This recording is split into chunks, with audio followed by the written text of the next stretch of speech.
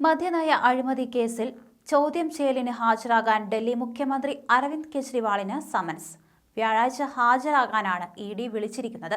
ഇത് രണ്ടാം വട്ടമാണ് ആം ആദ്മി പാർട്ടി തലവന് ഇ ഡി സമൻസ് അയക്കുന്നത്. ആദ്യം വിളിപ്പിച്ചത് നവംബർ 2-നായിരുന്നുവെങ്കിലും മധ്യപ്രദേശിലെ പ്രചരണത്തിന്റെ പേര് പറഞ്ഞ് കെജ്രിവാൾ ഹാജരായിരുന്നില്ല. തന്നെ അന്ന് അറസ്റ്റ് ചെയ്യുമെന്ന ഊഹത്തിന്റെ അടിസ്ഥാനത്തിൽ സമൻസ് അനധികൃതവും രാഷ്ട്രീയ പ്രേരിതവുമാണെന്ന് കെജ്രിവാൾ ആരോപിച്ചിരുന്നു. വ്യക്തി എന്ന നിലയിലാണോ അതോ മുഖ്യമന്ത്രി എന്ന നിലയിലാണോ AAP കൺവീനർ എന്ന നിലയിലാണോ തന്നെ വിളിപ്പിച്ചതെന്ന് സമൻസിൽ വ്യക്തതയില്ലെന്ന് കെജ്രിവാൾ ഇഡിക്ക് എഴുതിയിരുന്നു. ഒരു വ്യക്തിക്ക് 3 തവണ വരെ സമൻസ് ഒഴിവാക്കാം. അതിനുശേഷം ഏജൻസിക്ക് ജാമ്യമില്ല വാറന്റ് പുറപ്പെടുവിക്കാം.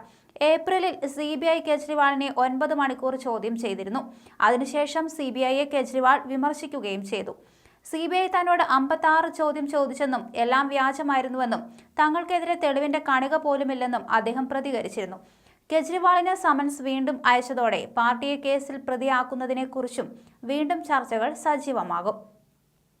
ഒക്ടോബറിൽ സുപ്രീം കോടതി ഇക്കാര്യം ഇഡിയോട് ആരാഞ്ഞിരുന്നു. 2022-ലെ AAP സർക്കാരിന്റെ പുതുക്കിയ മദ്യവിൽപ്പന നയവുമായി ബന്ധപ്പെട്ടാണ് കോഴ ആരോപണം ഉയർന്നത്. കോടികളുടെ കോഴ AAPയുടെ ഗോവയിലെയും മറ്റ് സംസ്ഥാനങ്ങളിലെയും തെരഞ്ഞെടുപ്പ് ചെലവിനായി വിനിയോഗിച്ചുവെന്നാണ് ആരോപണം.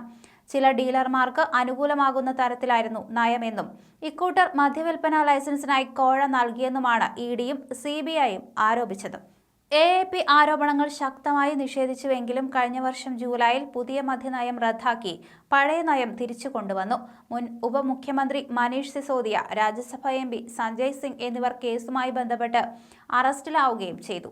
കെജ്രിവാളിനെയും കേസിൽ കുടുക്കാൻ വൻ ഗൂഢാലോചന നടക്കുന്നുണ്ടെന്ന് സഞ്ജയ് സിംഗ് കഴിഞ്ഞ മാസം ആരോപിച്ചിരുന്നു. BJPക്കുള്ള മുന്നറിയിപ്പ് കൂടിയായിരുന്നു അത്.